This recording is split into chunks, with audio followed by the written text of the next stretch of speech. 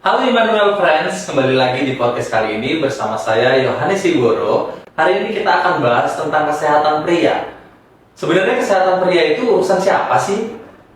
Kita pelajari lebih dalam lagi bersama Dr. Ahmad Ricardo Syukur Silalahi atau sering dipanggil juga Dr. Ahmad, spesialis andrologi. Selamat datang dokter. Terima kasih Bang Jo sudah diundang. Halo my friend, saya Dr. Ahmad. Saya spesialis andrologi di Rumah Sakit Immanuel Wai Halim, Bandar Lampung.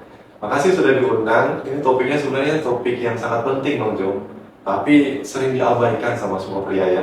Iya benar dokter, karena jujur aja ya dokter, pria itu susah banget, terkenal banget untuk disuruh cek kesehatan dokter. Iya benar, sering sekali mereka mengabaikan masalah-masalah yang muncul pada diri mereka. Tapi sebenarnya ketika masalah hubungan atau aktivitasnya sudah mulai terganggu, nah baru mereka mulai datang ke dokter andrologi.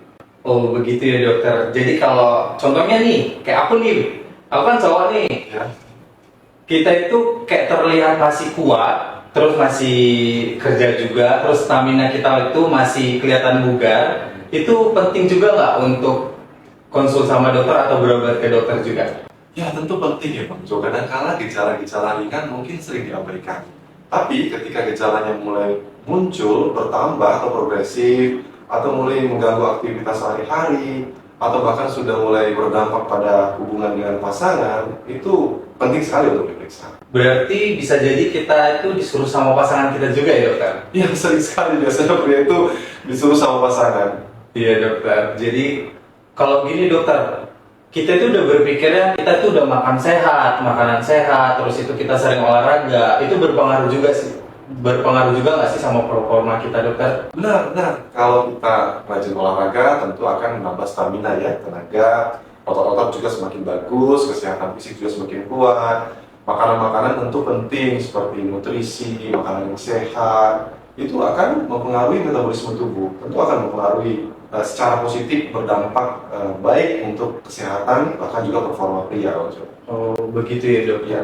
Kalau misalnya gini dokter, performa yang dokter bilang tadi itu berpengaruh sama usia yang bertambah nggak dokter? Kadang kan kita berpikir wajar nggak sih usia kita itu bertambah terus performa kita itu berkurang gitu dokter? Biasanya kalau usia bertambah, hormon testosteron pada umumnya menurun, tapi tidak semua pria. Itu kita kenal dengan namanya andropause. Kalau pada wanita kan ada istilah menopause ya. Yeah. Kalau pada pria itu biasanya dengan istilah andropause. Pada saat andropause, hormon testosteron pria itu mulai menurun.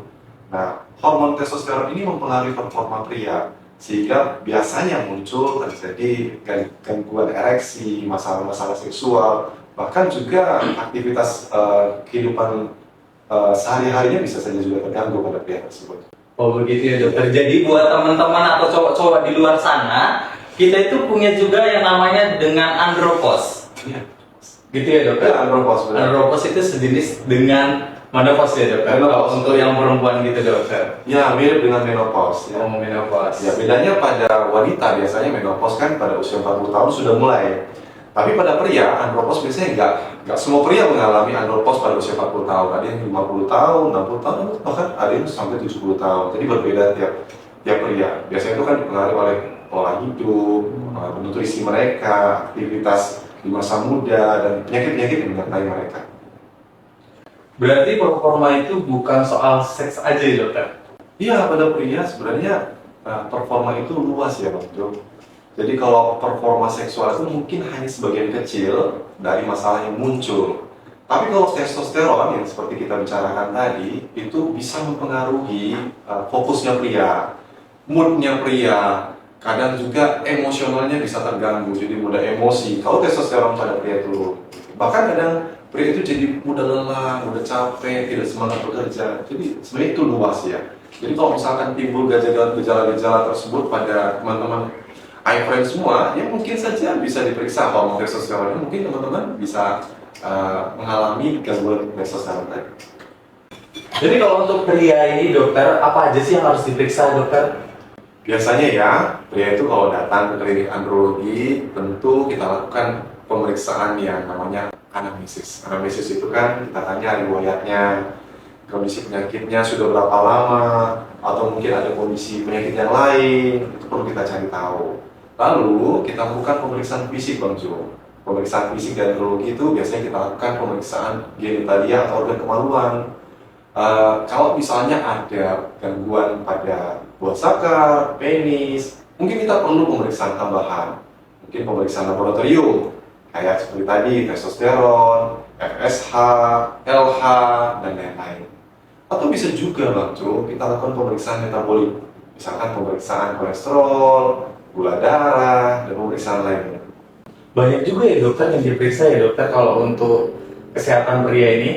Ya banyak sih, tapi kan tentu nggak kita periksa semua, setiap pasien nggak kita periksa semua ya. Benar-benar. Pasti sesuai dengan kondisi pasien masing-masing, sesuai dengan indikasi, kita arahkan kira-kira pemeriksaan apa yang efisien, yang tepat untuk pasien itu sendiri. Kalau untuk pria nih dokter, kita udah merasa lemah atau harus kuat dulu, harus diperiksa dokter? Jadi sebenarnya kadang-kala muncul gejala-gejala ringan pada pria. Kalau gejalanya ringan mungkin bisa saja diabaikan. Tapi kalau misalkan gejalanya mulai bertambah, mulai mengganggu aktivitas sehari-hari, atau bahkan mulai sudah berdampak pada hubungan dengan pasangan, itu menjadi alarm sebenarnya sama pria untuk periksa ke dokter andrologi. Kita ngobrol tentang alarm atau gejala ya dokter. Gejala apa aja sih yang harus kita ketahui sebagai pria ini dokter? Sebagai pria ya, Iya. nah ini teman-teman friend penting nih. Kalau untuk masalah seksual, biasanya paling sering itu ya Bang Jo, itu gangguan ereksi. Nah, gangguan ereksi itu sebenarnya bukan hanya nggak mampu untuk melakukan hubungan seksual, tapi tidak mampu mempertahankan, itu juga masalah gangguan ereksi. Jadi ketika dia bisa penetrasi, tapi nggak bisa, atau berhenti di tengah jalan, itu gangguan ereksi juga Bang Jo. Nah, masalah lain biasanya ejakulasi dini. Ya, kita sering dengan istilah cepat keluar ya. Jadi waktu dia berhubungan cepat selesai dibandingkan pasangannya. Lalu kalau masalah kesuburan, biasanya pasangan tersebut belum memperoleh keturunan selama setahun pernikahan. Walaupun mereka berhubungan seksual secara teratur gitu ya. Tapi hal yang penting juga buat teman-teman e-friend semua, ketika misalkan teman-teman e-friend mungkin periksa sendiri, periksa mandiri nih organ kemaluannya. Nah, ternyata ukuran penisnya itu tidak sama dengan pada umumnya atau kecil, atau mungkin buah zakarnya tidak ada pada lokasi, atau mungkin curiga ada masalah lain, itu juga bisa menjadi pertanda Anda perlu periksa ke dokter andrologi. Jadi bro-bro di luar sana jangan malu lagi untuk cek kesehatan, karena kita itu pria harus kelihatan tanggung jawab terus kuat. Aku mau nanya lagi nih dokter, Ya. sebenarnya kesehatan pria itu urusan siapa sih? Kalau ditanya urusan siapa, pasti itu tanggung jawab pria sendiri. Kalau untuk dokter ya sama pasangan, itu kan sebenarnya support system bagi pria. Tapi kalau Bang Jo, prianya ya nggak mau berobat, atau mungkin berobat juga nggak totalitas, ya dampaknya pada pria itu sendiri pastinya ya. Baik dokter, untuk pesan-pesan untuk pria-pria di luar sana apa ya dokter? Untuk pria-pria dan teman-teman e-friend semua, yang pertama pesan saya, masalah seksual itu bukanlah masalah yang tabu. Yang kedua, sebagai pria, jangan pernah merasa malu. Jangan sampai nih timbul masalah dulu, atau mungkin cekcok, miskomunikasi dengan pasangan baru datang. Jadi semakin cepat ditangani tentu pasti semakin hasilnya akan semakin maksimal. Itu Bang Jo.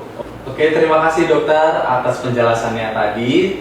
Pastinya bermanfaat buat saya dan buat bro-bro di luar sana. Dan jangan lupa podcast bulan depan membahas tentang gigi. Pastinya stay tune terus di podcast Immanuel Bandar Lampung. See you. Terima kasih teman-teman e-friend. Terima kasih Bang Jo. Terima kasih juga dokter.